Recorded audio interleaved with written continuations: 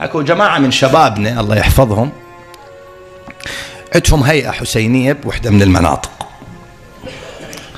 وهاي هذول وليدات كلهم طلاب كلية وطلاب معهد وأقسام داخلية وشنو هالوضع هذا.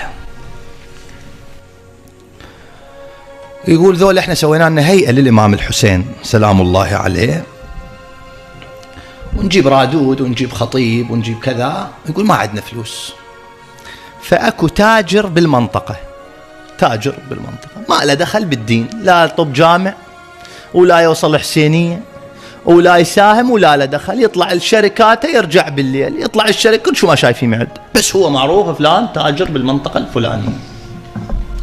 يقول أنا واحد من الإخوان يقول أنا ايش قلت خلي أروح له، هي طردة بس الخاطر الحسين أسويه.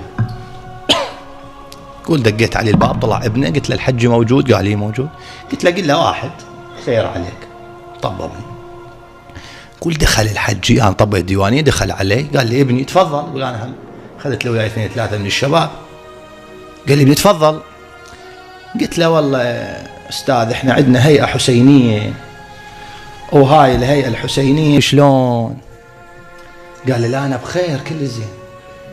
قلت له شلون؟ قال أنا طبيت القبري، اجى سيد الشهداء، اجوا الملائكة طو سجل كذا، قال لهم هذا كان ما يحسب عليه ما أحسب عليه. ايه هذا كان شنو؟